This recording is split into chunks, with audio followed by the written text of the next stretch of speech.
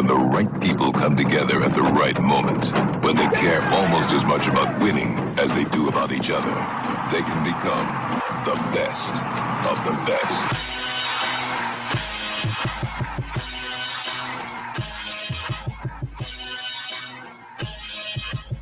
Welcome to the best soccer show, the best soccer show in the whole world. Here we go. It's the best soccer show. Jason Davis, Jared DuBois, live on a Sunday night. MLS Cup Final is set. We can get into it. The Portland Timbers will play NYCFC. You said Sunday night. When you think of Sunday night, Yes. What's the TV show that you still find synonymous with Sunday night, even though it may not even be on the air anymore? What was a Sunday night show that you had to watch? Two things come to mind. I'm pretty sure The Wonderful World of Disney was a Sunday night thing. Is that right? Was that Sunday? I think that was a Sunday. Could be. Oh, yeah, I think you're right. Number two, The Simpsons. The Simpsons was my night. first. Simpsons was my first for sure. But I gotta say, to this day, I still associate Sunday with Game of Thrones. Oh, that was a Sunday thing, wasn't it? And I think for a lot of people, Sopranos was as well. Sopranos was. I was always before my epiphany and before I just gave myself over to the beautiful game, soccer. I watched a lot of Sunday Night Football. That was the thing I watched, Sunday Night Football. I also think during my brief period of wrestling fandom, there was a Sunday night show as well. I can't remember what it was called, but I think there was a Sunday night show for that. Probably like Sunday Night SmackDown or something. I don't know. Yeah, I think it was. No, I don't remember when SmackDown was. Thursday. I just put words together, and you're telling me that was real? SmackDown was a show for wrestling. You didn't know that, or you just pulled it from the recesses? Maybe I pulled it from a recess somewhere, some kind of nook and cranny, like an English muffin somewhere was back in there. I don't know. Yeah. So look, MLS Cup finalists. We will talk about that on some level. Certainly, the thing that happened to the Union, Jared, like COVID-19 just took a bat and beat up the field like the mafia taking out, somebody who hasn't paid their debts. The Union get just demolished by COVID-19. There is that. There's also a roster we have to talk about. Are you good with Camp Candy Cane? Is that fine? Absolutely. And by the way, did you coin that yourself? I saw you use that. You're the first person I saw use it. I think so. Look, it's possible somebody else somewhere else said it. I just never heard anybody else call it anything. I'm just going to throw one other one out there because it used to be Camp Cupcake, right? So the January camp was called Camp Cupcake. Okay, so if we're going to go with the holidays, Camp Fruitcake? Yeah. So that was suggested on Twitter when I said Camp Candy Cane, and I am not against it. However, I do like the alliteration. Yeah. The alliteration is the thing for me. Camp Cupcake, Camp Candy Cane. And it has, now Cupcake is 2 syllables. Candy Cane is 3. So you do kind of stretch it out a little bit. Fruitcake is 2. Follows right along. Camp Cupcake, Camp Fruitcake. I get it. We can put it to the people. And ask, right? Yeah, I listen, I said fruitcake, but I still think candy cane is the better one. And I'm happy to talk about it tonight. It is the season. We will talk about that roster. We will get into that, so stay tuned. But I think for our purposes, the number one story of the day is that man, Jesse Marsch, being sacked by RB Leipzig. I heard it was a mutual decision, Jason. It's always a mutual decision. They've also mutually decided to part ways, just like me and a bunch of my exes. I was going to say, it's also a mutual decision when we decide not to have sex, my wife and I. Just mutually decided not to do that, 100% every single time. Yep. I decided to cry in bed. Look, this was coming for a while. This is not a shock. They have lost 3 in a row in the Bundesliga. Despite a Champions League win against Brugge not that long ago, it hasn't been good there either. A bolstered roster over last season. What'd you say? A bolstered roster over last season. Was it, though? Because I'm not sure that that's the way I would look at it. Here, this can be a couple different things at once. Number one, without pulling any punches, this could be that Jesse Marsch wasn't ready for the job, or that Jesse Marsch didn't have the tools necessary to do the job. It can also be that Red Bull, RB Leipzig, did not set him up to succeed. That can also be true. Whether or not you go 50-50, 60-40, 70, that is kind of up to you. It's kind of more eyes of the beholder than it is absolutely sure. They haven't had a sporting director in 8 months. Somebody to actually call the shots on the Minslav is there, but he's not. It's not like that. He's the right running the full show, the global program. You also have a team that with Julian Nagelsmann turned away from the Red Bull Ralph Rangnick way, the high press game that he brought to the club that has now infected other Red Bull properties and it now kind of infected the world's game, right? They turned away from that sort of high energy press to something different. They remade the roster under Julian Nagelsmann to benefit his style of play. And then Julian was like, peace out, Bayern Munich's calling, I got to go. And they hire a guy whose entire philosophy rests on Ralph Rangnick and high-pressure soccer. Again, did Jesse do a great job? No, clearly not. Was he set up to succeed? I don't think so either. I don't think so. I got to pick your poison then for you between two coaches then. Oh, okay. Here we go. It's been a little while since Bell Biv DeVoe made an appearance on this show. It feels wrong that took does that feel long. wrong. There's been too much national team. Yes. So if you have to say one of two coaches got done dirty and got and the leash was pulled the cord was pulled too soon. Okay. Is it Jesse Marsch or Bob Bradley at Swansea? Which American coach overseas maybe got the cord pulled too early? I think Bob never got a real fair shake, but that's not the same thing as getting pulled too early, though. No, I think Bob got fired too soon. Okay. I don't think that this for Jesse, I mean, obviously it's a different situation, right? Swansea is not a club that's supposed to go out and win a bunch of games and challenge for top spots and be in the Champions League positions in a top 5 league. Swansea is supposed to survive, right? So Swansea wants to be in the Premier League, and after that, everything else is bonus and rainbows and puppy dogs. Oh my God, we finished 14th. Let's have a parade through the entirety of Wales. That was the job at Swansea. I don't think, and I understand that also that makes the pressure sort of similar. Like if you lose a game, everything stinks because you lost a game you were supposed to win. I think Bob got fired too soon. I can't say that about Marsch. That being said, Bob Bradley did get 3 more games at his club than Marsch did. Is that really what it was? Bob Bradley had 11 games as Swansea boss to Marsch's 8, correct? Please 8 for Marsch. 8 in the league, you're saying? Because it would have been more than that. I guess, okay, Bob Bradley wasn't playing, I don't think, any other competitions besides the league. No, he wasn't. No, and Jesse did have Champions League, and again, it wasn't like they were good there either. And, man, again, I'm fully admitting my bias, okay? I'm holding my hand up and saying I like Jesse Marsch. I think he's a good coach. I think he's a smart guy. I think that he can succeed in the right situation, and so my bias is he didn't get a fair shake completely. So my apologies. Jesse Marsch's team is an 8. That's why I had that. He had 21 games in charge. 21 games in charge. Bunch of games. I mean, well, okay, bunch of games relatively speaking, but 21 games total across all competitions. Yeah, all competitions, okay. Yes. Well, so a lot more than Bob then. Yeah. Ton more than Bob. 10 more than Bob. So that's why I say Bob is absolutely... And very different expectations, as you said. Yeah, but and again, I think Jesse can succeed. Okay, let's take this one more a step further then. Bob Bradley, 11 games in charge of Swansea, gets sacked, comes back to MLS. Very different points in their careers, Bob Bradley and Jesse Marsch, when they get sacked in Europe. Jesse Marsch, younger guy, earlier in his career. Is Jesse Marsch's next move overseas or back here at home? Look, I don't want to decide. I don't like this thing where we decide for a guy what his best step is. Oh, yeah, he's going to listen to us.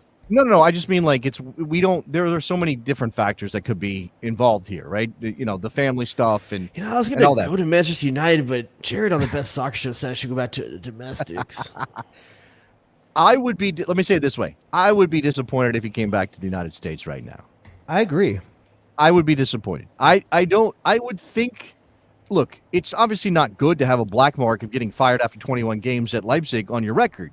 But I think Bob Bradley, because of his time at Salzburg, because his team's punched above their weight there in the Champions League, although this year they're even better in the Champions League, so maybe that doesn't reflect all that well on Jesse Marsch, I think he's built up enough credit within European coaching circles that he could either have the opportunity to coach a team down the table maybe not necessarily in the Bundesliga. I don't know. I don't know if culturally you it think works. you think he goes to another head coaching position?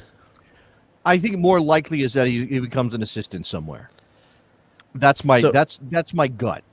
Which begs the question: does he follow his mentor again to Manchester United for what is going to be most likely a very short-term gig? Well, Ragnick says he wants the gig full time. I'm sure who doesn't want the gig? Right, of course. They're holding out for Zidane if he wants to change his mind at some point. I think that would be incredibly stupid, but that's just me. I don't want to get into Zidane at Manchester United.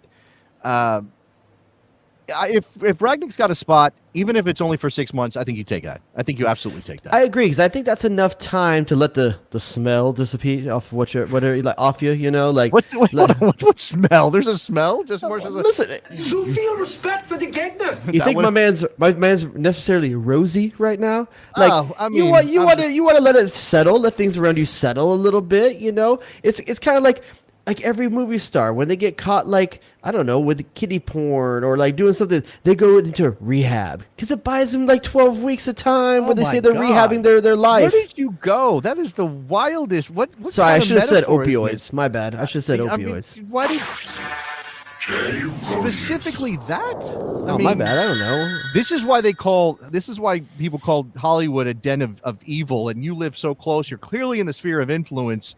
All those people marching with those signs about QAnon and adrenochrome, all right, they're coming after you, buddy. They're coming after you. Okay, but I think you're right. He needs to take. I think a 6-month gig, at Manchester United of all places, if it was offered to him, gets him the chance to lay low a little bit, let it kind of settle down, reset, get a little confidence maybe back with you, especially if Manchester United can put something together right now during this time. And it starts to build your resume again, and then you look for a long-term job come the off-season for the beginning of next year. Yeah. When things reset again in the summer, you start looking again, and maybe there's something out there. I think that there's probably at least 1 or 2 Premier League clubs that if they have openings come the summer, I'm not talking about top 4 teams, Champions League caliber teams. I'm talking about down the table who would consider Jesse Marsch, at least to give him a shot. I think he could go a Steven Gerrard kind of route. I mean, I'm not saying the Rangers job is open now, but he could always do that kind of thing. Go coach Rangers or Celtic and then use that as a springboard. I don't know if he's going to get Aston Villa, but you know what I'm saying? Like, that could be a thing. Well, I think Jesse Marsch needs a team that is content to have their style to be the punch above their weight. I think that works well with that pressing style, that charging style, that energetic that's the thing. style. The pressing style overcomes for some weaknesses in your roster if you don't have top level talent. But if you have the better talent, or if you have players that are better suited to playing a lesser energetic game, that's not going to work. Is that the kind of style that works with Manchester City or PSG or Bayern Munich? I would say Wolves. Wolves is probably actually too good right now, but I would say Wolves. I think Wolves is the perfect. I think that's a sweet spot. I think Wolves is absolutely a sweet spot for that. I think Everton's a sweet spot for that. But do you right now is that? That job might he's be not going open. to go from he's not going to go from the Bundesliga to the Premiership gig. No, or probably at least not. Not a famous Premiership gig. Maybe someone wants to take a risk. But again, I think, and I do wonder what his reputation is like inside Germany, right? So he starts his European career after his Red Bull stint in Germany as an assistant under Ragnick at Red Bull. At RB Leipzig, excuse me. He then, crashes and burns as their manager. And by the way, I'm trying to go back and find this, and if anybody in the chat remembers this and can find it, apparently at the time that he was hired as Leipzig manager after his period at Salzburg, when Julian Nagelsmann left, and Leipzig, instead of going outside the system, went, we just got a guy here, he's ready to move up a level. Apparently at that time, Jesse was like, I don't know if this is the right fit for me, but also with the way that I want to play and the group of players you've got. I'm going to say this. If that story came out in this last couple of days, that's his side playing. No. This is apparently something it was on the record as having said way back when he got the job. But again, is that a built-in excuse? Is he kind of letting himself off the hook if it doesn't go well, right? Hey, I knew I wasn't going to fit here. Look what happened. because it's harder to succeed to fail than it is to harder to succeed than it is to fail, and therefore So if he failed, does Leipzig he go could just- outside the Red Bull lineup now? Is that their only choice now? They got to go outside the Red Bull lineup and grab someone else. Yeah, probably, but I don't care. Okay. I care for Tyler Adams' sake, I guess, but I don't care. Does Tyler Adams catch any side shade in all this? Nah. I can't. I hope not. That would be ridiculous. All right, let's go to James in Tucson, who wants to jump in on Jesse Marsch and the situation at Leipzig. James, you're on the air. What's up? Hey, what's up, guys? So with Jesse, I think it's really interesting because as somebody who's, grew up a Red Bulls fan, spent some time around the team covering them in 2018 when he was coaching the team before he departed for Leipzig. To me, what strikes me about Jesse is the fact that he's this manager with so much hype and obviously people rate him for good reason. But what's really interesting about his journey, and I haven't followed him too much at Leipzig. I haven't followed the team much at Leipzig, but I followed him obviously at the Red Bulls. And it's really interesting because, he starts out at Montreal. He gets fired after the expansion situation. Then he, goes back to school, I believe, spends some time working around MLS, and then he gets hired by the Red Bulls. And he's been in the Red Bull system for all these years. Yeah. And it almost feels like he's been, he's obviously a really educated guy. He's gone to Princeton and whatever. And it feels like his coaching career so far has almost been an education. And he almost, I look at the Red Bulls project, and I mentioned it in the chat earlier, but in 2018, he had a team that was, he had been there for 3 years, and they were right on the precipice of finishing a giant project, and then he leaves. And it makes sense why he left, but he left.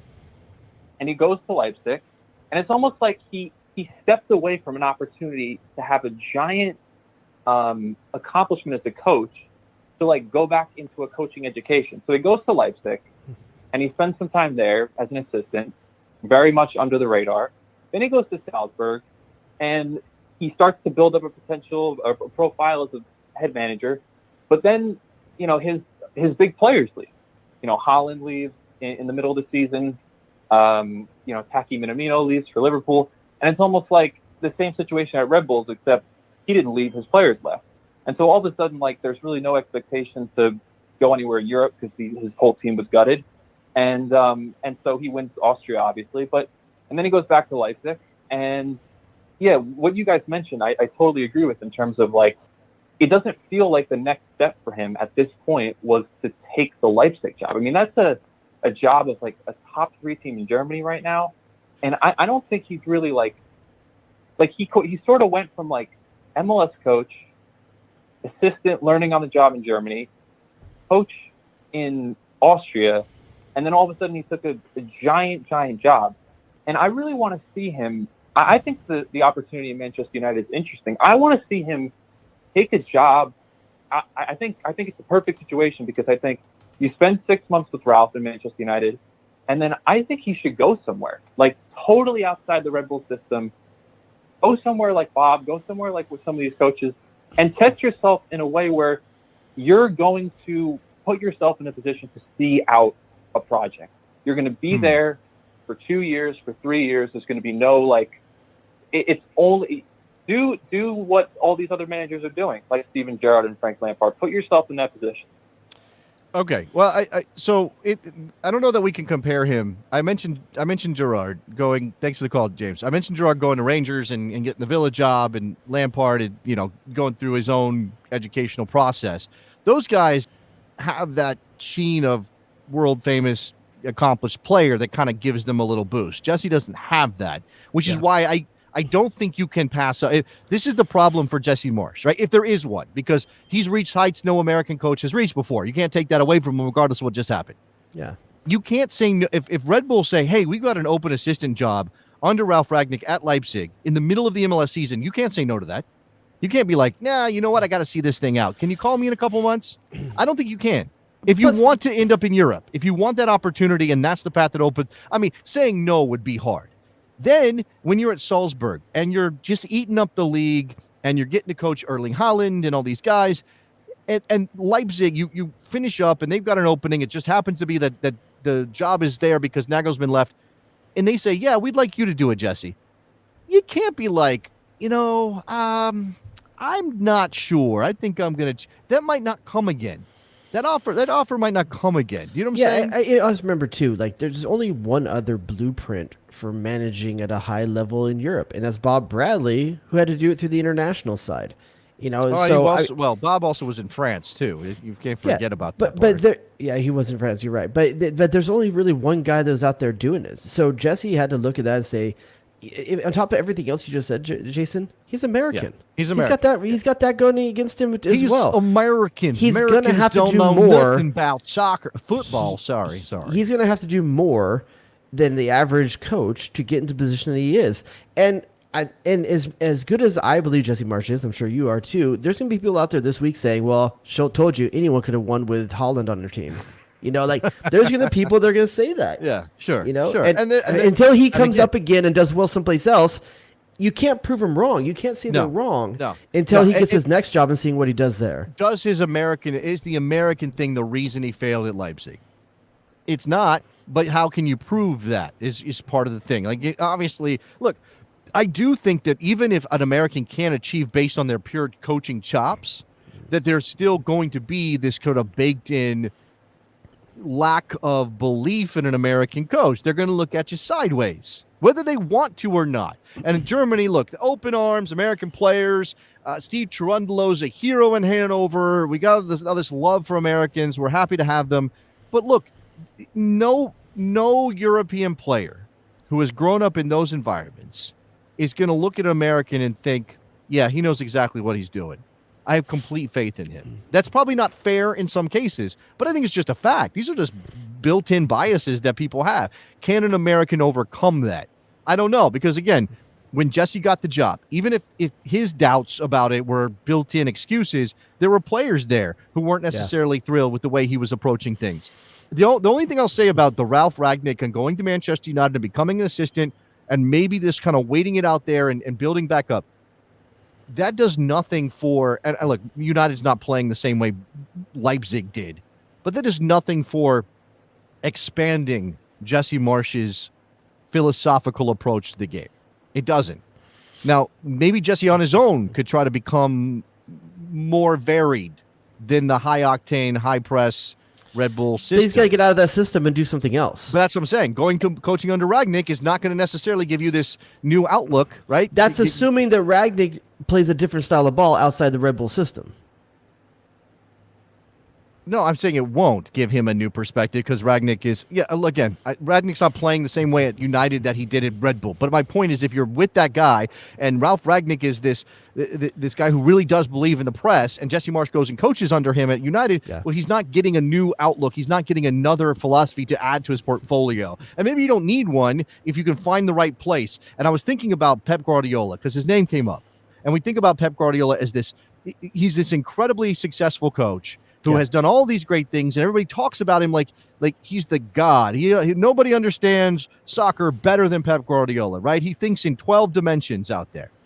What did Pep Guardiola do? Every single time he got a job with a high neck sweater that had, he did that too, and a nice cardigan to go with everything. He went from strength to strength to strength. He made sure that everywhere he was, after he got his initial opportunity at Barcelona, where he was coaching, think about the players he was coaching at Barcelona. The Barcelona. The Barcelona, the greatest club team any of us has ever seen play. Yeah. After he did that, what did he do? Where did he go, Jared? Did he go coach for a team that wasn't sure? Bayern Munich. He went to Bayern freaking Munich. And then after Bayern Munich was over, where did he go? Man City. He went to Manchester City, who has more money than anybody. But that's what you get to do when you have success at the highest level. No, but what I'm saying is that Jesse Marsch did not have the benefit. I'm not comparing him to Pep Guardiola or said he could ever be Pep Guardiola. And I do think Pep Guardiola is a remarkable coach. But Pep made sure that his safety net was real strong every single time, right? Mm-hmm. He always had the benefit of the best talent in every place he coached. Yeah. Jesse Marsch has never had that, and he never will have that. So it means his degree of difficulty is higher. He goes to Leipzig, even though Leipzig is, an up-and-coming German club that has pushed for things and finished second and been in the Champions League. They haven't won a trophy yet. They're not Bayern Munich. They're not Borussia Dortmund. So at the same time, we shouldn't just say that all you need is the money and the players, because look at the difference between Frank Lampard and Stanley Tucci. You know, like same team, different mentalities, really nothing added between those two coaches. It still at some point comes down to the coach as well. Yeah, but I do think we also overvalue what a coach does. You can obviously upset the balance morale-wise, the chemistry of a team. You can mess that up pretty easily. If you don't mess that up, you know, what impact you have on the field and how a team plays and all of that. I think we overstate it. It doesn't mean it's not important that you don't need a coach. Yeah. But I do think we overstate it. But it doesn't matter, because when things go wrong, who gets fired? The players? Nah, the players don't get fired. The coach gets fired. All right. I hope Jesse Marsch lands on his feet. That's all I'm going to say. I mean, I just hope that he's in play, that by 2022, 2023, if necessary, U.S. national team can grab him from somewhere. I know there's already people out there saying, hey, just fire Greg and give Jesse the job. Never going to happen. Not going to happen. You don't want that anyway. I don't think you want that anyway. All right, let's move on to the U.S. men's national team, and let's talk about Camp Candy Cane, which is also possibly Camp Fruitcake, which is also possibly, did I see another one out there somewhere? If anybody's got suggestions, let us know. We'll take it, take a poll here as to where to go with this one. Again, Camp Cupcake is January. This is Camp Candy Cane because it's December. Let's talk about this roster. I'm going to go through it real quick before we get to a call on this. And the phone lines are open for any thoughts on this roster. Knowing what it is, here we go. John Pulskamp, Sporting Kansas City. Gabriel Slonina, Chicago Fire. That's the Matt one. Turner, New England Revolution. Tell me, goalkeeper thoughts, Mr. DuBois. Everyone wants to see Slonina. But, I mean, you don't bring Matt Turner not to play him. So, why not? I mean, it's a January game or a December game against Bosnia. Who cares? Play Slonina. Play him. Then why bring Turner? Because he's out of the season already. He's done. He's cooked. His season's over. Why not have him? Why not? I don't know. Why not bring? Well, I guess you can't bring Sean Johnson. You get one veteran and two kids. I know Turner's not like a super great, not a long-term U.S. men's national team player. The guy just won a supporter shield and had his heart broken, and you're going to bring him all the way across the country to L.A. for nothing? Hey, maybe that lifts his spirit. And it's L.A. He gets out of New England for a little while. The weather's better. Why not? I think Slonina just getting the. He's getting the courtesy look up. He's getting the courtesy look up. He might get 30 minutes or 45 in this, to be honest with you. But sure. I don't think he's going to play. I think you're right. I think it's going to be Turner. But it's fun to have all those guys. All right, defenders. Is fun, man. George Bello, Justin Che, Jonathan Gomez, Kobe Henry Kessler, Brooks Lennon, Aaron Long, Kevin Paredes, Brian Reynolds, Austin Trusty, and Walker Zimmerman. Sorry, I got choked up there. Two things to say about this. One, is Aaron Long truly going to participate in this camp, or is this just another courtesy bring him in kind of thing? I think it's mostly reintroduce him to the camp. I think he'll do some cardio. I think my man's going to do some cardio in this camp. I think he's training. Yeah, I think for sure. He's training, but he's I don't not expect going to see him play minutes. I don't see him play minutes. And then the second thing is, Brian Reynolds is this far away from the starting lineup in Roma that he can come to Camp Candy Cane. Right now, we are hoping that Brian Reynolds gets loaned in January. It has to happen. It is a disaster for him right now, and it only reinforces. Good. It just reinforces that it's very important to make the right choice when you're a kid like that. It is, but at the same time, I remember when, as an American soccer fan, this was the rule, not the exception. Like, you didn't want players to take the big move because you were worried about the not getting time, getting loans. Like, when we think about Pulisic when he went to Chelsea, what we thought about like McKennie, we're starting to break that mold and like, oh, guys can play no matter where they go. Brian Reynolds reminds us that every once in a while, this is still a fear. Yeah, look, it's not an indictment of the American system or FC Dallas or maybe even Brian Reynolds, although, who knows? I don't know what he's doing in training and that kind of thing. I think we all kind of saw the writing on the wall when Jose got the job. We were like, okay, that's not going to be good for Brian Reynolds. And here we are, 4 months in, whatever it is. And it's not good for Brian Reynolds. So he will be in camp with the U.S. men's national team. In terms of, so the things I will take away, Justin Che, thought about there was a possibility of moving to Bayern Munich. I don't think he's ready for that. And I think he's inconsistent through FC Dallas this season. Jonathan Gomez is the other name that jumps off the page for everybody, Jared. And I'm surprised he said yes. So Slonina is a dual national. So is Jonathan Gomez. this does not cap tie or connect Jonathan Gomez to the U.S. national team forever and ever. And we don't know if he was offered the spot in the Mexico team or not for this window. I don't think so. But they did bring in. They brought in both Julian Araujo and why am I blanking on the other guy? Efrain Alvarez. They brought both of them in for this camp. So I don't know if Jonathan Gomez was given the opportunity or not. Yeah, I mean, who knows? He's going to make the move to Spain in January or when he can good get on registered. Berhalter getting him in, though. So he's here. He's a left back at Louisville City, registered right now, but he's going to Real Betis, I think. Midfielders, Kellen Acosta, Cole Bassett, Johnny Cardoso, Christian Roldan, Jackson Ewell. Is Brazil on break? Is Brazil on break right now? They might be. I was surprised by that because, I mean, I know he plays decent minutes down there for them. So to think that he's coming all the way back here, they must be on some kind of break during the winter portion of the season here. But it doesn't seem like the kind of place where you need to take a break in the winter. They finish their season this coming weekend. Okay. But he would be in camp now. So I don't know what that means. And honestly, I can't tell you that I'm up on his most recent runouts. Like, I don't know how much he's played for Internacional. I think the midfield is one of the areas that there's some very key things or interesting things to talk about here because you've got everyone's favorite guy to kick when they're down, Jackson Ewell, in this lineup. We're not done. We're not post-Ewell. We're not in a post-Ewell time period yet. Everybody wants to put us in a post-Ewell world, but we're not quite at a post-Ewell world yet. I see what you're saying. Yeah, I call it PYT, post-Ewell time. It is. Yeah, it is Yuletide. Yuletide. Yule time. Is it Yule time or Yuletide?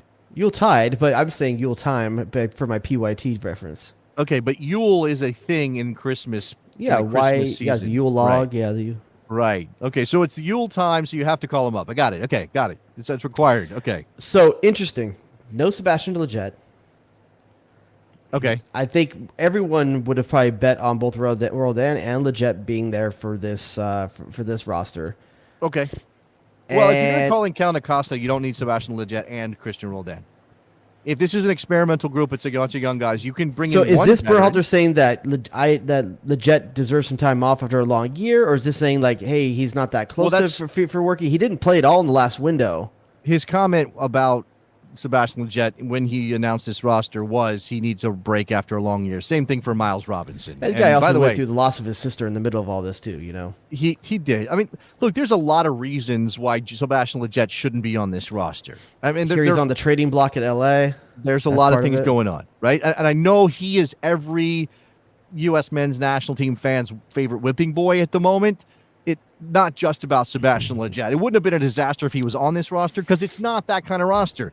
But it's fine that he's not there. Absolutely. And there's fine. one name missing here that a lot of people wanted to see. And Jason, you can tell him why it's not here. But Jordi Mihalovic. Jordi Mihalovic is, he's in Italy. He's on trial with Bologna. The connected Montreal shared ownership with the Montreal. Better to be there than here. Montreal. Yeah, and Berhalter said as much that he was leaving as they were dropping this roster, and that Mihalovic, I don't know that he's going to get a transfer to Italy, but if he gets a chance, hey, yeah, Georgie would rather be there than playing in a other guys you might expect to see on this roster, and maybe not so much midfield, but in the forward, it would be someone like Chris Mueller, who's on his way to Hibernian. Let me give you the forwards before you jumped ahead of the forwards, man. Damn, son. Taylor Booth, Caden Clark, Cade Cowell, which gives me an excuse to play.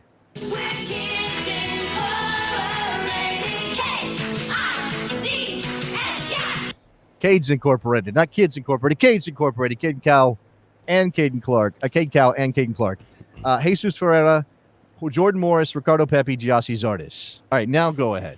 Tell me. So, obviously, two names missing here that were, Chris Mueller, you shouldn't expect him here. If you were expecting him here, you probably didn't know that he's on his way to Hibernian right now for the Scottish Premier League.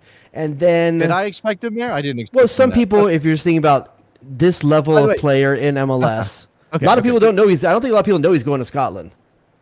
6 months ago, he signed his contract. So, yeah I guess we all forgot about it. Okay. Are you surprised Caden Clark's here and not already on his way to Germany, knowing that he's going there anyway? Or Austria. No, Germany. Yeah, Germany. I guess he could be training with them before being registered. I don't exactly know what the plan is for him. I saw something about they're almost ready to maybe give him a shot to be a midseason addition to the roster because of things going bad at Leipzig. Obviously, with Jesse Marsch out, it's a thing. Am I surprised? No, I don't think so. He's still young enough that you can't really be surprised by this. He's not going to walk into the Bundesliga and be a starter. So sure, why not? Bring him here. The other name that's surprised that's not here, Daryl Dike. I mean, obviously, I don't think there's anyone who say he hasn't done enough this season to be here, but Berhalter seems to think that the guy needs a rest after playing both MLS's back, loan spell at Burnley, Gold Cup, Nations League, Gold Cup, and MLS season. And I guess he's giving him a rest and not bringing him into this camp, which only is going to allow Ricardo Pepi to potentially further cement his place in it because he's the definite starter. Yeah, I'm disappointed by this. I should say Zardes could get a look instead. I don't know. It's hard to be like, oh God, he really screwed up. Why isn't DK there? If there's any truth at all to DK just being wrecked physically, then yeah, give him time off. Don't bring him. But I am disappointed. I am disappointed that he's not going to get a chance to show what he can do. I mean, first of all, this camp is not about the game. It's not about Bosnia and Herzegovina. It's not, Jared. Yeah. This is about all the training time ahead of the game, right? This is about Berhalter getting FaceTime with a batch of players he hasn't really seen before. I know there's some veterans here. I know there's some guys he knows. That's the connective tissue. That's the glue that holds the whole thing together.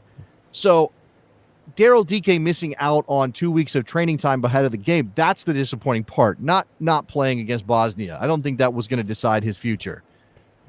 Because we desperately need a center forward, someone to be a backup or to be there alongside Pepi. And you think there's any chance that any players get added from RSL or Philadelphia Union now that they're available as well? No, because he said he wasn't calling anybody else in, that this was the roster. The name, if you're going to pick from those two teams, Aaron Herrera is a name that I think a lot of people wanted to see. He's been really good. Kid can hit a cross. It against... I know he's not starting for Philly, but this is a Paxton Aronson kind of camp. Like young guys, potential upside. I mean, he is...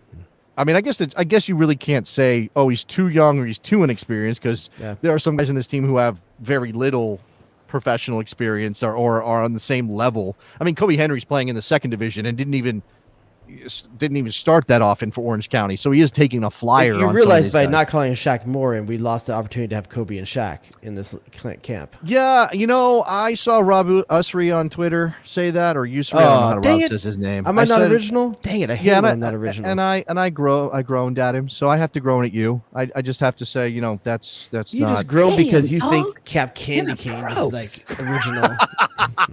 Yeah, Shaq and Kobe together would have been fun. I'm not going to lie to you about that. All right, we have been keeping Felix in Chicago on hold for a while to talk about the roster. So, Felix, you're on the Best Soccer Show. What's up? Hey, guys. What's up, buddy? A couple thoughts. First, on the December roster. Actually, I don't know, Jason. I heard you have a radio show. I do. Hold on, Felix. Felix, before you go on, I got to ask Jared. Jared, do you know that I have a radio show? I'm on the radio.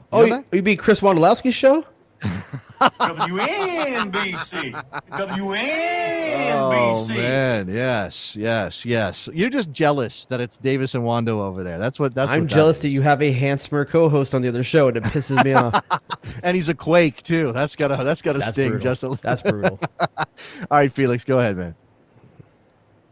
Yeah, so in Bob Bradley's press conference or whatever that he had after the roster was released on Friday, was there anybody who asked why maybe Christian Kappas or more Christian Kappas? That's the one I'm really more curious about. Why he wasn't called in? I believe the Danish season on break now. Do you know? You're dropping out on us a little bit there. I'm going to just mute you for a second, Felix. We'll see if we can come back to you. Christian Kappas he was not asked about. Is the Danish league on break right now? Is that why? I think he was saying the Danish league, is on a break or something like that, or done for the year. I don't know. I mean, what, 3 goals with Brumby, 13 matches? So, I mean, goals aren't going to be the thing. You're not going to judge Christian Kappas on goals. But 3 goals. Yeah. I mean, what? Okay, so I guess the question would be, and let me bring Felix back up. Hopefully his connection is good. So Felix, would you have Christian Kappas over Johnny Cardoso? No, because actually, channel I heard him do Christian Kappas actually do an interview, and he actually talked about his true position is actually more of a number 8. So I think of Kappas as more as a backup to McKennie. Okay, because I think there's certain positions. Oh, go ahead. Okay. Well, so the question is, and again, he only brought 5 midfielders, which is also telling, Jared, that there's only 5 midfielders in this roster at all, and there are 11 defenders. 11 defenders, 5 midfielders, 7 forwards. So you tell me what the balance of this team is going to look like. Well, let's be honest. Caden Clark is a midfielder. Really, he's not really. He's listening to forwards. No, but he's okay. But he's an attacking midfielder for Red Bulls, and Brendan Aronson plays midfield for Salzburg. Where does he play for the national team, Jared? Up front, yeah. Okay, so I don't know that there's a spot naturally that fits his position he plays with the Red Bulls in the U.S. men's national team for a player like Caden Clark. So anyway, I'm just putting that out there. But so if you're talking about Christian Kappas being an 8, well, Kellen Acosta's here. Think of him as more of a 6. He obviously can play the 8. That's Christian Roldan's position on this team. Christian Roldan is an 8. Jackson Ewell's a 6. Cole Bassett is an 8. Mm-hmm. Maybe Cole Bassett. You would have Christian Kappas over Cole Bassett, Felix? I'm not very familiar with that player. I think Kappas he's played some Europa League. I think he played some Champions League, like qualifying stages. He's an interesting player to audition as for a backup to McKennie. But I think speak to Cole Bassett. Felix, his quality. Felix, I think it's a tough ask to tell a player to come all the way across from Europe back to the United States for a 1-game, 1-week camp. I mean, it makes sense for someone like Brian Reynolds, who's struggling at his club, to get something out of it. But when you have a guy like Kappas that's doing well, let him there. Let him work. Let him keep in what's going on out there. Let him stay immersed in where he's at. If you don't have any concerns about him, how many players are coming back from Europe here? I mean, just 1, 2. Is there 2 in the second one here? Okay, and let's be clear. While Christian Jared, Kappas, as a response to Jared, though, can I jump in with the comment there? I mean, Jared, if you think about it, I don't think any of the 3 of us are spring chickens anymore. If you Kappas is, and you have a shot, and this is all hypothetical, you have a shot. Would you fly across the other side of the world if you can maybe really impress the national team coach and get a shot at the World Cup? Okay, here's what I'm going to say about that. Maybe Christian Kappas values playing for the national team at that level. Maybe he does. Maybe it's his dream. Maybe he's been working for it his entire life. He's 22, by the way, still got some years, where you could say he's going to play into his prime and maybe have a shot. But maybe Christian Kappas doesn't think about it that way.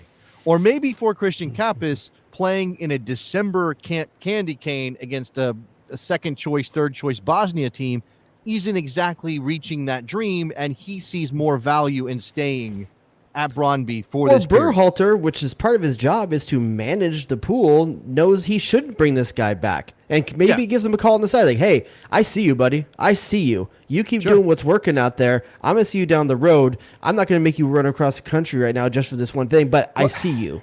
This is what the one thing I would say to Christian Kappas is don't go on a podcast and talk about the call you had with Greg Berhalter, where you say that he questioned your ability to do certain things and you think you're good at those things. Luca Delatorre with a good game this weekend. Don't do that. I like Luca Delatorre. I want him to be in the national team. I just think that he handled that pretty poorly. I don't think it's going to eliminate him. I don't think Berhalter's the kind of guy that holds grudges over that. And he understands that these guys are young. But just, I think Christian Kappas is a guy who maybe will get his shot, although, he's not playing at a Champions League top 5 level. He's playing in Denmark for a decent team, and he's got less than 400 minutes so far this year. I mean, if he was starting he's only got 2 starts. 13 matches have played, 2 starts, 3 goals. To me, that doesn't scream has to be in this team. So stay. Work your way into the starting lineup. Yeah, I agree 100%. There's other guys I think we should be talking about before we get to that point. There might be some other guys, but when we look at this whole roster, we've gone through the whole thing now, Jason. When you look up and down this roster, what's the name that you want to see? Like, what's the name? Like, okay, I want to see what this guy does in this on the field in the game. Is that what you're telling me? What's the name that's like? Okay, I want to see that guy get some minutes and see what he does. You know, this might hurt you a little bit. I have one. This might hurt. Okay, so I'm going to push Jonathan Gomez to this. I want Jonathan Gomez to play. I want to see what he can do. It was great in the championship, but it is the USL championship. I think the guy I want to see, because he's just so fun and it's such a bull running through brick walls out there, is Cade Cowell. I want to see Cade Cowell play in this game. He's like jacked, and he's 18. He's just got this energy about him. Dude is AC Slater, like on a field. Like he's built like AC exactly Slater. You know, he's got the same kind of like jock mentality. Hold on. You know that dude's pants kids in the locker room. He's AC Slater, but for a modern age, because AC Slater's family turned their back on soccer because that would label them as the immigrant family, and he doesn't want to be that. So AC Slater decided to pick actually got a little bit of. Do you remember the redhead Max from Stranger Things? Her older brother that has the Camaro or like the Trans Am. Yeah. That dude. He's got that kind of energy. He does. The guy who was the lifeguard in the last. Yes. He does have that energy. You're absolutely right. He's definitely got that energy. For me, are you saying? Hold on. Are you saying that there are middle-aged women eyeballing Cade Cowell? Is that what you're telling me right now? I haven't even seen him with his shirt off. I can tell you they're looking at him, man. That dude's got more cougars around him. I don't know what else. But he's cougar meat. That's what he is. Straight up cougar meat. I agree with you. I think it's a fun look. The only problem is if you're playing Cade Cowell and you're starting. I mean, if he's in the starting lineup, you're probably playing him wide. I guess. Yes. Okay. You have to. Yeah. Yeah. Which means he's not going to be in Pepe's spot. Let's just this is such an experimental lineup or a roster, and it's so wild. Let's go through. I can't say who I'm excited about. Like I don't get to say who. I'm sorry. I get excited about things too. Do you? Okay. Yeah. Wouldn't know. Okay. For me, the player I want to see kind of get unleashed in this game, just because I've enjoyed watching his season this year, is Kevin Paredes. Okay. I think that's a fun player. Like, I don't know if he's going to start. I don't know if he's worthy of starting necessarily, but I want to see him. He's fun when he's on the field, man. He's like a little, like, he reminds me of Tajon Buchanan Jr., you know? Like, I think he's got the ability to kind of do that kind of thing, and I want to see what that guy could do with some minutes. Yeah, Kevin Paredes flying the flag for Dominican soccer players. That's not a thing that happens a lot. Dominicans don't necessarily play a lot of soccer, so let's see if Kevin Paredes can. This is what I was thinking. So we've named Paredes. I'm named Cowell. We mentioned Joko. Do you want to go through and pick like your ideal what the hell throw some shit up against the wall lineup and see, you know, it could be effectively it'll be like a U20 team almost, U21 team if we pick it the way that I think it's going to go. Okay, yeah, we can do a little bit of that. Okay, let me see here. So we both agree on Slonina in goal? If that was if we're going to do it this way? If we want to have a fun lineup, I mean, I think it's going to be Turner, though. I think it's going to be Turner. You want to do, let's do a straight-up fun lineup.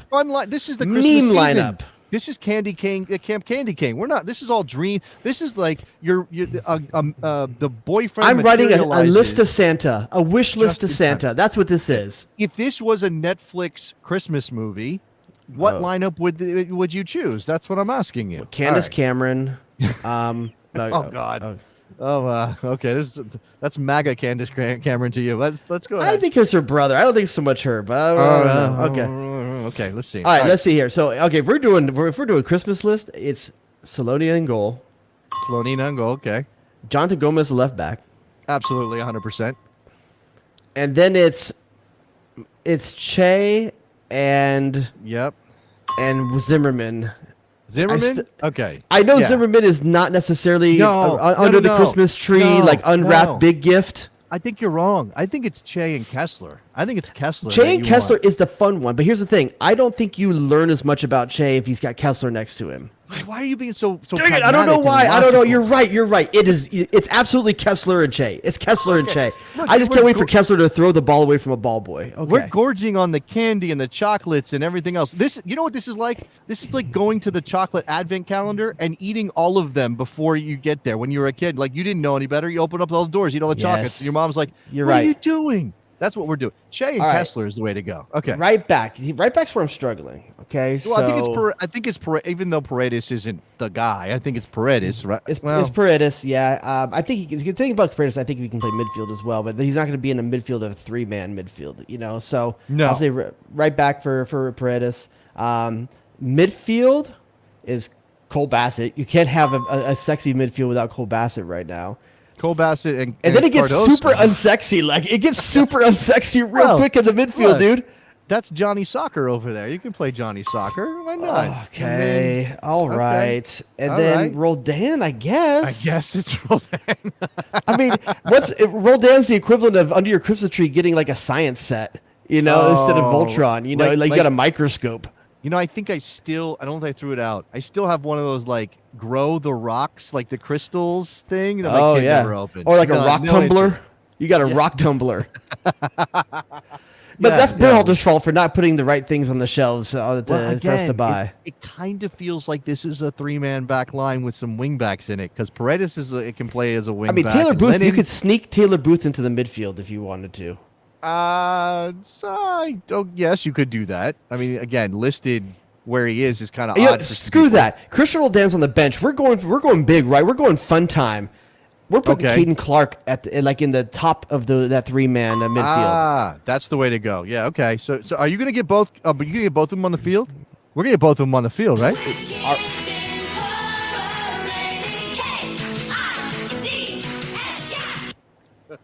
I mean, you have to. Okay, so on the left side, I think I would put.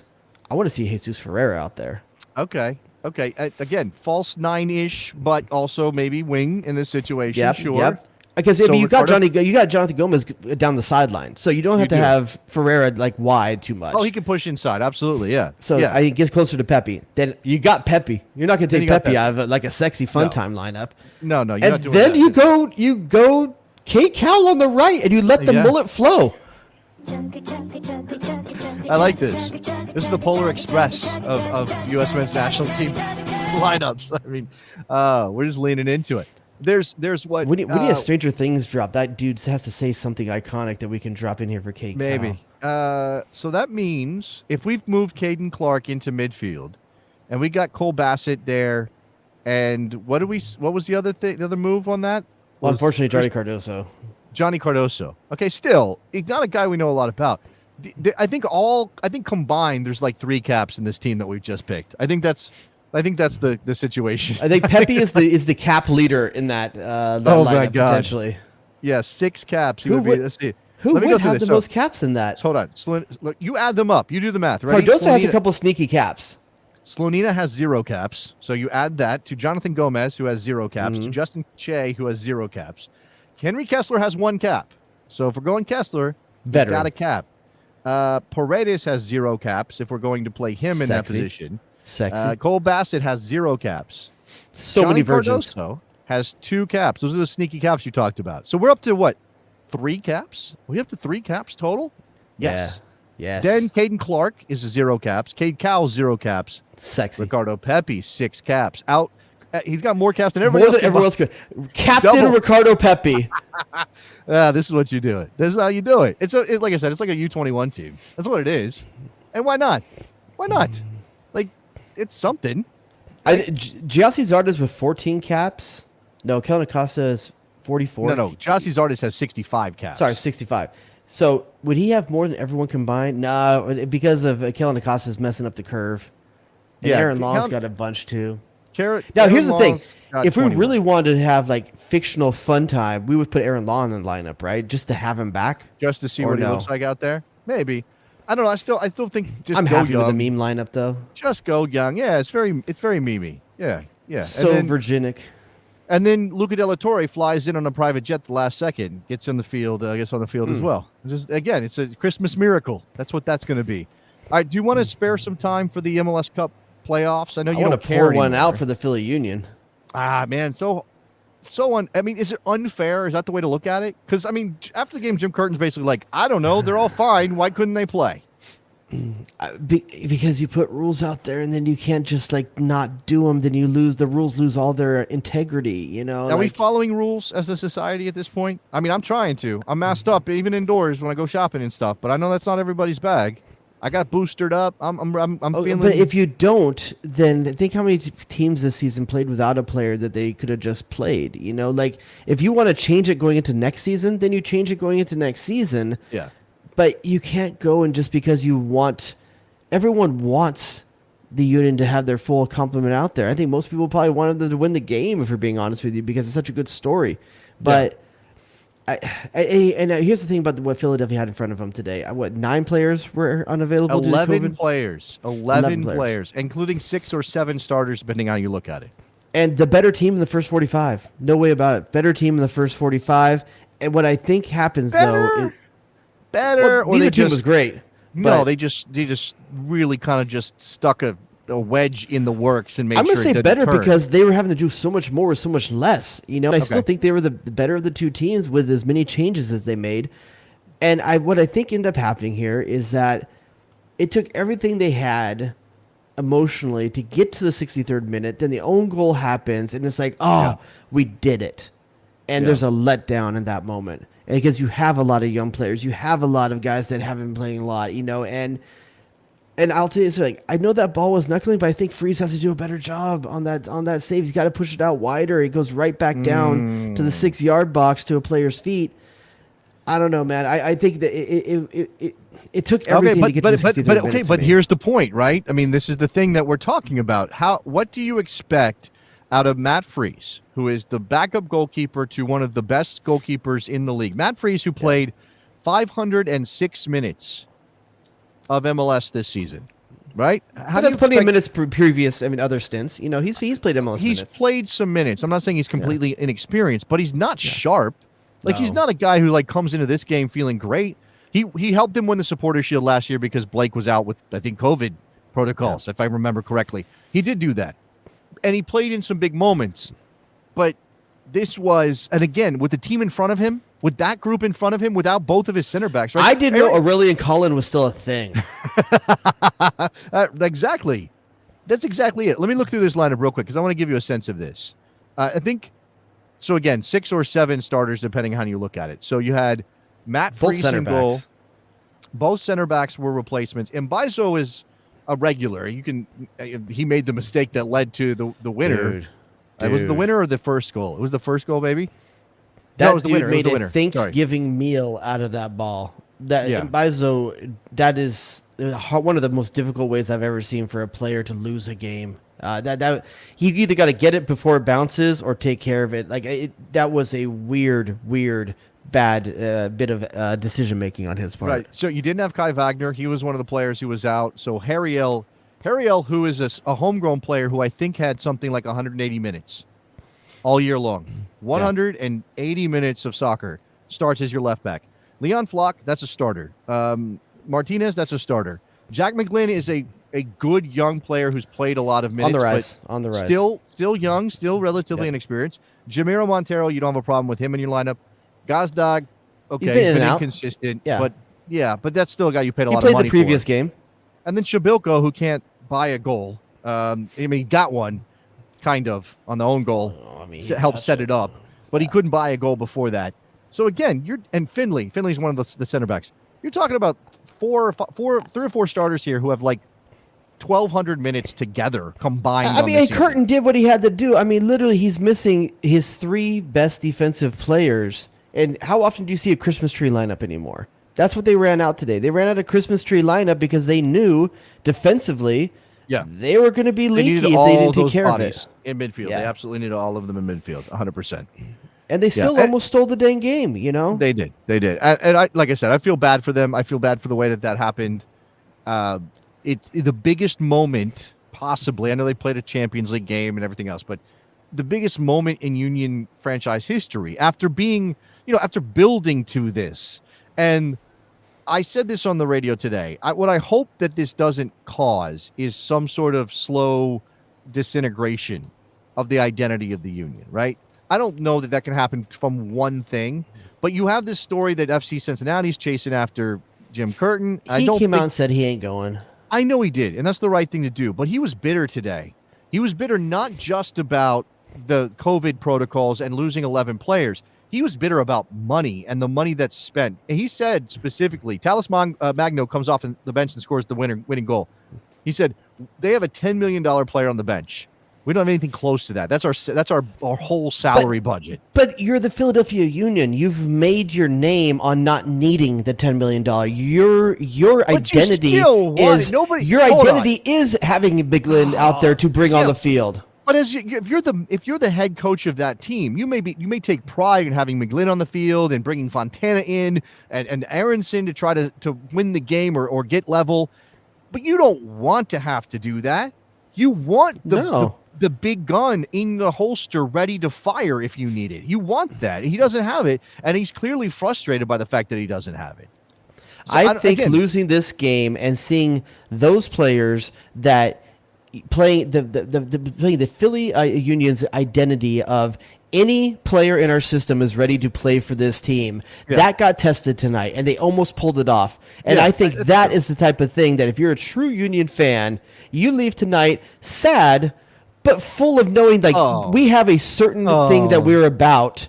They can't take that from us. You can definitely comfort yourself with all of those warm and fuzzy feelings about your academy producing young players and your team believing. Yeah, that is going to. It's just like winning an MLS Cup trophy, right, Jared? It's the same exact thing. What are you guys talking about? Don't be upset with the way this happened. Don't be mad. I'm not saying they shouldn't be upset, but I just think that's a cool thing that they were able to play into their identity and almost pull it off at one of the larger rosters that are out there. But here's the thing, and Robert is saying this, and look, I think it's cool to be a Union fan and be able to go on this ride and watch the academy develop these players and send Brennan Aronson and Mark McKenzie on and bring through get new names and be excited about them and to have a local connection. I think that's great. But Philadelphia is a big market. That's like the 5th largest market in the country. That's not supposed to be they're so plucky. They go and do whatever they can with it. They rub 2 pennies together to put their soccer team up. It shouldn't be like that, dude. It should be Philadelphia is a monster in Major League Soccer, and they're not. They're not a monster. But Jim Curtin's doing what he has to do with what he has, and that dude is killing it. He's killing it with that team. It's not his fault. No. And I'll say this too, in terms of New York City FC. Alfredo Morales is one of the best bits of business any team did leading into this season. That guy has been under the radar, really, really good for that team, and especially in the playoffs. I mean, that is a really, really good pickup that they made there. Yeah, this is the other thing, and this again comes back to this: for the Union to win that game. I mean, today to win that game with that group, they had to be perfect. But even if they had every one of their first choice players there, their margin for error is smaller than NYCFC's. And I know it's MLS and there's parity, but it's still smaller because Ronnie Dylick can look down his bench and he can say, Ishmael Tazuri Shradi, I need you. Talis Magno, I need you. That's cool, though, but Castellanos not on the field is a huge difference for them. I mean, if you look at the beautiful combination passing that they tore up New England with, you didn't see that tonight with Castellanos not on the field. I understand. They are a different team. They don't play as effectively together without Castellanos. He is important in that way. But they still have weapons that are MLS proven who can go score goals, or young talent that cost $10 million, whereas the Union are like, especially today, again, Shabilko was it. Corey Burke couldn't play. So Sergio Santos couldn't play. They didn't have some 19-year-old kid coming out of the academy they could plug in there. So, what are you going to do? All right, Western Conference Final. Portland Timbers beat RSL. Not necessarily like ho-hum, no surprise, because RSL was a great story.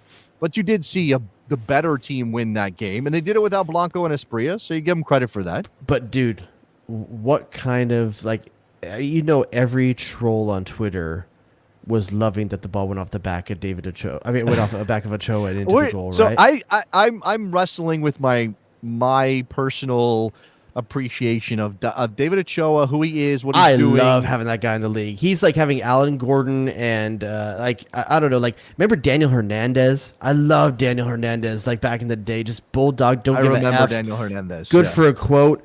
I love. There's not enough of those guys in the league anymore. Yeah, Steven Lenhart kind of players. Lenhart, right? yes. Yeah. I don't know if I should Joey get in. This is what I'm wrestling with. Do you have to? And you do this thing sometimes. It's been a while. like, oh, Christian Pulisic, he's got to earn those tattoos. He's not that guy. He hasn't done enough. He's got to earn that hairstyle. You shouldn't wear that hairstyle. You got to earn the right to wear that hairstyle. Do you have to earn a right to be a troll on the level of David Ochoa? Because I'm not sure the dude's earned it yet. I don't think when it comes to being a troll, I don't think you have to earn it. You just have to be willing to take the blows, willing to take the blowback, willing to take the fines, willing to take the hate. Because for a goalkeeper to be that level of troll, you got to think what a goalkeeper is. He is a sitting target for 90 minutes from 20 yards away for every fan that hates him. That's balls, dude. Like to step up and be that level of troll as a keeper. That goal for Montero was ruled a goal for Montero. How is that a goal for Montero? It can't be, right? I don't know. It was. That has to change. I've never seen that given like that. It hit the post. It's not a shot on target. It wouldn't go in if it didn't hit David Ochoa's back. There's no way that's a goal, right? Are they saying it had that much spin that his backspin is going to just come back if it hadn't hit him? I don't know. That's what I saw. It's a small thing. Obviously, the first goal was not Ochoa's fault, but Aaron Herrera, I don't know why you're trying to clear the ball with the outside of your foot in your own box through the middle of the box. Like, what is that? But you want him on the national team. No, I think he can round into a nice player. It doesn't mean that's who he is. RSL. What about Justin Glad? Do you think Candy Kane's good? Is Justin Glad good enough for Candy Kane? Man, that's a good question. I don't know. He's kind of. There seem to be these guys who get to a certain level, they get a little buzz, and then if they don't really leap like right away, they sort of settle into, oh, he's just a fine player. I know what you mean. It's kind of like Corey Baird. It's kind of like, remember, Shea Salinas is one of the best players in MLS, I think, that never really got to be because he's good for MLS. And just there's those guys that are just top out right there. Chris Mueller is a good example. Now, Chris Mueller fell off the table production-wise after he signed his contract. Let's not beat around the bush. He signed the Scottish contract, and he was like mentally out. I think that's a factor there. And by the way, if you want an idea of how good the Scottish League is, you know that Christian Ramirez is tearing up the Scottish League right now. Did you know that? He's like a rock star right now over there, and not just Ian Harkes. I mean, Ian Harkes is tearing it up too. Yeah, it's not the strongest league, so it's just. Let's say Christian Ramirez was a decent player in MLS too, though. Let's not say like he was terrible here and he went there and he's great. I mean, like he was good here. Yeah, there's lots of look. Bob says CJ Sapong was kind of that player too for a little while. He won a Rookie of the Year, bounced around. Is a good player, and Nashville would have been worse without CJ Sapong. But yeah, Teal Bunbury maybe. Andrew Farrell. Andrew Farrell's kind of that guy too. Very good player for New England, but nobody's calling for him to be on the national team at this point, right? Yeah, exactly. Yeah, so maybe Justin Glad just falls into that realm. Yeah. I don't know. He's younger though, so maybe. So Portland gets the MLS Cup Final. It is on turf, which is not ideal. Lots of people complaining about that. But man, you'll give it up for the atmosphere. You'll give it up for the atmosphere. It is off the chart. I'm excited. I'm excited to get out there. It's gonna take me like 3 days just to get to Portland, but I'm excited to get to there, to get to that. I've never seen a Volkswagen bus. What are you doing? No. I'm exaggerating for effect. It's just a long flight, and you get in when you get in, and then on the way back, you've got to stop. And we narrowly avoided playing a game at Yankee Stadium, folks. We did. A lot of people wanted to see that for the chaos. If you're rooting for chaos, that would have been the chaos choice. Would you have been? What do you think about? Well, never mind. I probably shouldn't go down this road. You got Portland's a hub of political ideals being demonstrated, and you have New York City FC fans, which have some of them have a reputation for being a certain style. Do they? There could be a bit of a clash here. Like you know what? Next Saturday. You know what? There's a certain segment of NYCFC fans who don't have to worry about travel because they're already important fighting against Antifa. So they're already on watch lists. Can't get on a plane. That's not appropriate. I know some very damn dog. That's inappropriate. I know some very nice NYCFC fans. Shout out to the Cooligans. Hopefully, I get the chance to see the Cooligans in Portland when they're in England watching the games on like 4 a.m. or whatever. Some that are on a first name basis with Barrett Garland. That's not who we're talking about anymore. Oh, my bad. We moved on. You're not supposed to do that. All right. Any other bit? I've heard that there are no new reviews on Apple Podcasts. That's on you all. We need to ask you as a Christmas gift for us, or for a December nice thing to do for Jared, to please go over and give us a review on Apple Podcasts. Do we want to give him some more words to use? Anything? Ooh. I'm thinking like Yule. but not Jackson, the other kind. Yes. Maybe Yuletide. Yuletide. Use the whole thing. Yuletide. Do it official. Do we want to go all like holiday themed? Yeah, I think a holiday theme makes sense, right? In that case, I would love to get the word mistletoe in there somewhere. Okay, mistletoe is a good word. I like this idea of combining some of the older pre-Christian traditions. How about, can we get the word nog in there somewhere? Oh, you got to get a nog in there. Get some nog. Yeah. Why is Nick not happy with the word nog? Do you Just not like taking all my words and I'm putting in the chat. You're not even reading it. I am not reading it. You're right. Stop. You have a microphone and you are a part of this show. Get your ass on the show. The Sausage King of Chicago. So we don't have to do this thing where you get we got mad about nog, we got mistletoe, we got Yuletide. Yuletide. What else? What else is in there? One more, Nick. It's all yours. Whatever you want, buddy. I feel like these are all Charles Dickens. By the way, Morgan, who's in the chat, should we put something in there for our Jewish friends? Oh, sure. I don't know enough. Dreidel? We can do dreidel. Dreidel's a good one, right? I mean, menorah. Menorah is a great word. I like menorah. It just sounds cool. Okay. Yeah. All right, you got your words, folks. Make it happen. Make it happen. Please, give us a anything holiday themed. Christmas review over at Apple Podcasts. Hook us up. I think what was the number last time we checked? 250 something, right? 253. We're still there. 253. All right, let's get up there. Let's climb the charts. All right, we did not talk about Americans abroad. We didn't get into the fact that Wes McKinney didn't play. Pulisic came off the bench or did not play. I can't remember. Did not play. I saw Josh Sargent missed a sitter. Shocker. I don't have any words left. I try not to be too mean about it. He's not a national team player right now. You have a radio show. I don't, so I'm gonna be like, that dude's trash. Okay. I mean, I'm not saying I should take it back. I don't know if he is trash, but he's playing like it. He's playing like trash. Sean says Pulisic got 18 minutes at the end of that match. What else? Anybody else? He started midweek in the Champions League, so I think he started midweek, if I remember correct. If not, he's a bigger sub. So maybe he's been playing. He's been playing. Yeah. He played. He played that false 9 position in the last weekend. He played in his usual spot. So, all right. Not a lot. Any other business? Any other things to get out there before we? Not for me, sir. That is it. If you have not joined us at the Patreon, patreon.com/thebestsoccershow, you get access to the best bonus show, which is sometimes a soccer thing, also with games, plus life things and pop culture. And Morgan we're still targeting December 19th for the wives on the bonus show doing Newlywed Game, I believe.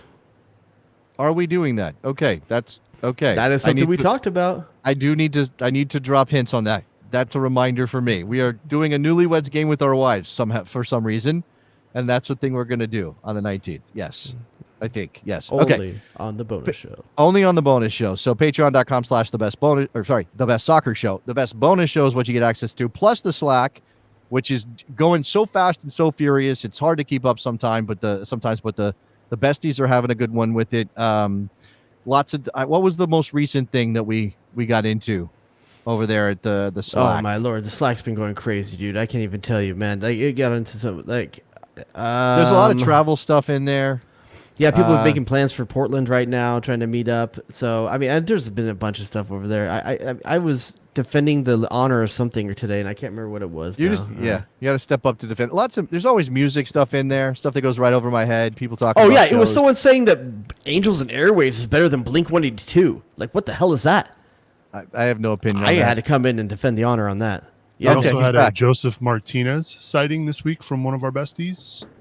Oh. Like in the wild? In the wild? In person, in Pittsburgh, Pennsylvania. Tell me it was at a strip club. Joseph Martinez was in Pittsburgh, Pennsylvania? You all need to read a Slack closer. Oh, my God. Is there a story here? Oh, I got Allison was at the doctor, and Joseph was in the office. Oh, I know. She saw that jersey. She saw actually him, too? Yes. Yeah, I believe Zlatan's jersey's hanging in that one. Yeah, that place. Dude, that dude's... Our bestie Allison has it's like the knee doctor to the stars. Orthopedist to the stars. Yeah, it's wild. She's like got the fanciest knee doctor on the planet. All these famous people. Get it done. Get it done, son. All right. Got to hit the Slack. It's hopping. Yeah, there it is. Go do that. Patreon.com/thebestsoccershow. All right, that's it. That's a fun one. We'll be back next week with more. See you then. Bye.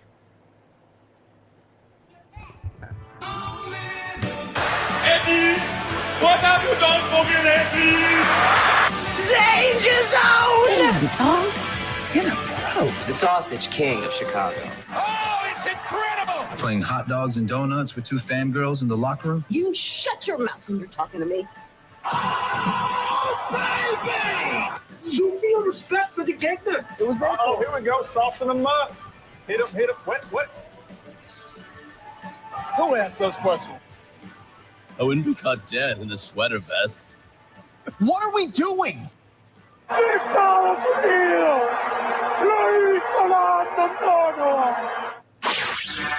Jay Rodius.